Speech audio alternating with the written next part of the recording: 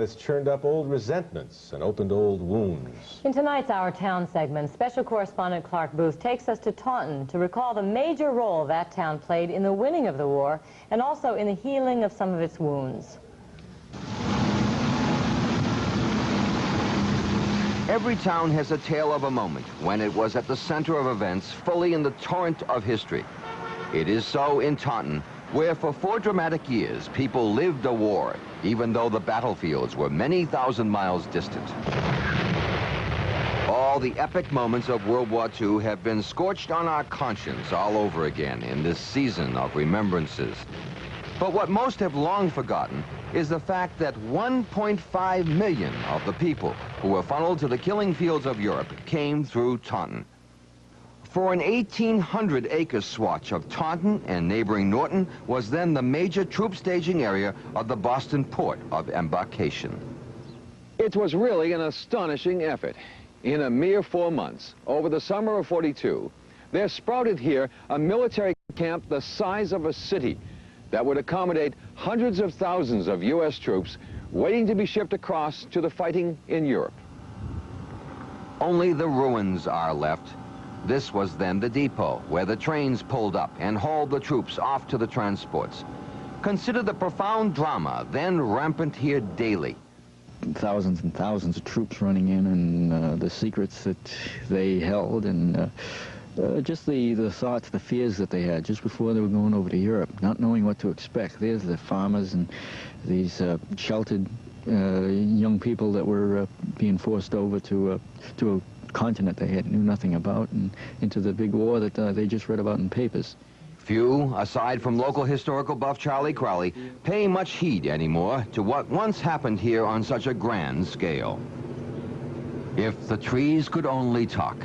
Instead, there's only mute testimony from litter piled high in the weather, a creaking warehouse full of odds and ends, a tablet at the Paul Devers School for the Retarded, which occupies much of the site now, and a few buildings that look pretty much as they did then. But there's another dimension to Taunton's war story, and it is even more surprising. For this site was also used as a prisoner of war camp for captured Axis troops. Some 4,000 Nazis, a hardened lot, were held here. You can scratch through the underbrush and still find the ruins of their prison.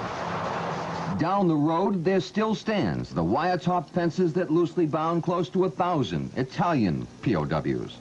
One of them was William Red Verzola, now a resident of nearby Mansfield. We come in the winter time, I see all the snow coming in, all the tree was going down. All right, I think, what the heck we are, I think, over here. We'll never get out. All right, we'll never get out, I said, from this place. But being a cooperative POW, he did get out. And he soon discovered that a POW camp in America was like paradise after doing hard time in the Desert War, much of it with General Erwin Rommel's Africa Corps.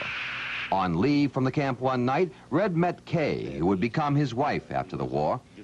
Their story is an American staple. One of their children graduated from the Air Force Academy.